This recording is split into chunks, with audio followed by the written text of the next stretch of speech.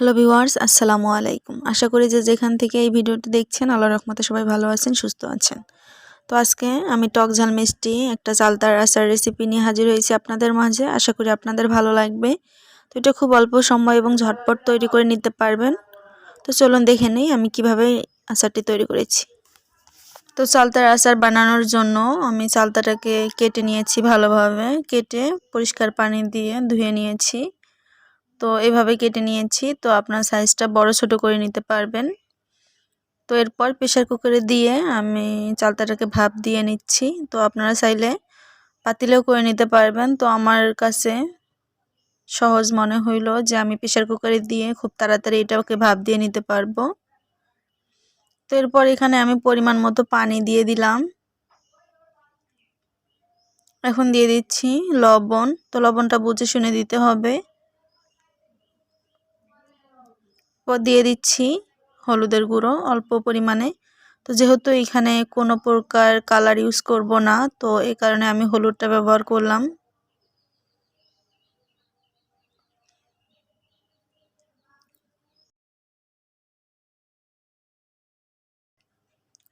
চালতাটাকে এখানে আমি ভাপ দিয়ে নিয়েছি। এরপর একটা ছাঁকনির সাহায্যে পানিটা ঝরিয়ে নিচ্ছি।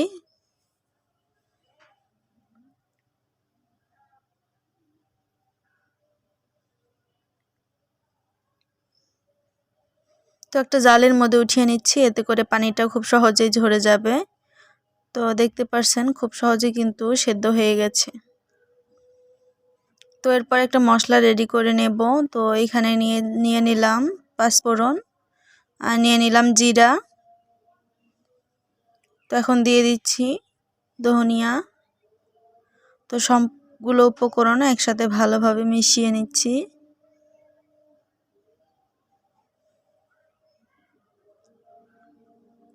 তো এরপর এখানে মরিচ নিয়ে নিলাম 5টা। তো আমার কাছে মনে হইলো যে ঝাল কম হবে, তো এই কারণে আমি আরও একটা নিয়ে নিলাম। তো এখন প্রথমে মশলাটাকে রেডি করে নিতে হবে। তো প্রথমে মরিচটা দিয়ে এটাকে ভালোভাবে টেলে নিতে হবে।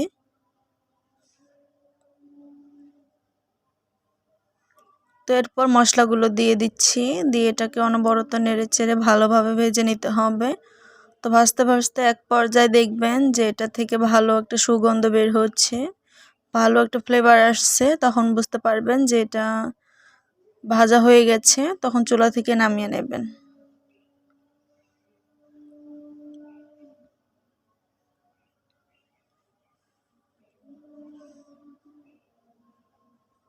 তো এখানে ভাজা হয়ে গেছে। তো আমি এগুলোকে গুঁড়ো করে নেব।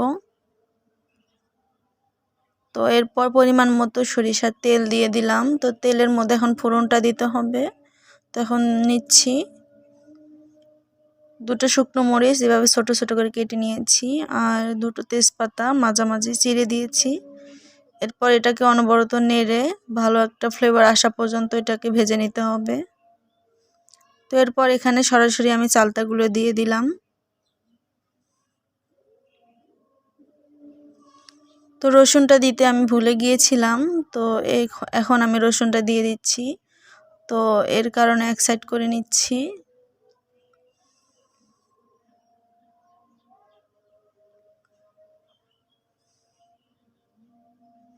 তো রসুনটা দিয়ে রসুনটাকে ভালোভাবে ভেজে নিতে হবে। ভালো একটা ফ্লেভার আসার পর এটাকে আচারের সাথে মিশিয়ে নিতে হবে। তো আমি এখন সবগুলো ভালোভাবে মিশিয়ে নিচ্ছি।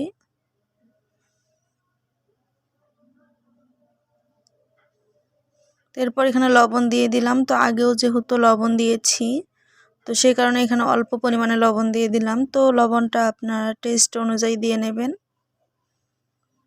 তো এরপর এখানে এই চামচের 2 চামচ চিনি দিয়ে দিচ্ছি। তো আপনার চাইলে এটা গুড় দিয়ে করে নিতে পারবেন, তবে গুড় দিয়ে করলে ভালো একটা কালার আসবে।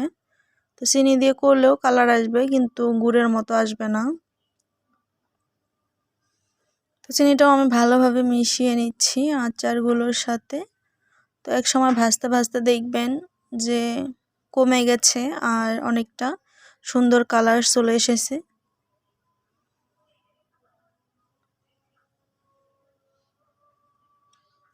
তো এখানে ভাজা মশলা এখন দিয়ে দিচ্ছি। দিয়ে সবগুলো একসাথে ভালোভাবে মিশিয়ে নিতে হবে। তো মিশিয়ে নিয়ে এটাকে অনবরত নেড়ে চেড়ে আরও কিছুক্ষণ ভেজে নিতে হবে।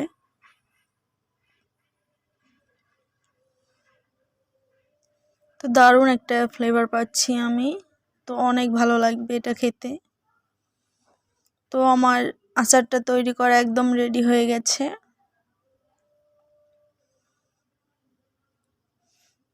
তো আজকে এ পর্যন্তই, আশা করি আপনাদের ভালো লেগেছে। ভালো লাগলে প্লিজ চ্যানেলটি সাবস্ক্রাইব করে পাশে থাকা বেল বাটনটি প্রেস করে রাখবেন।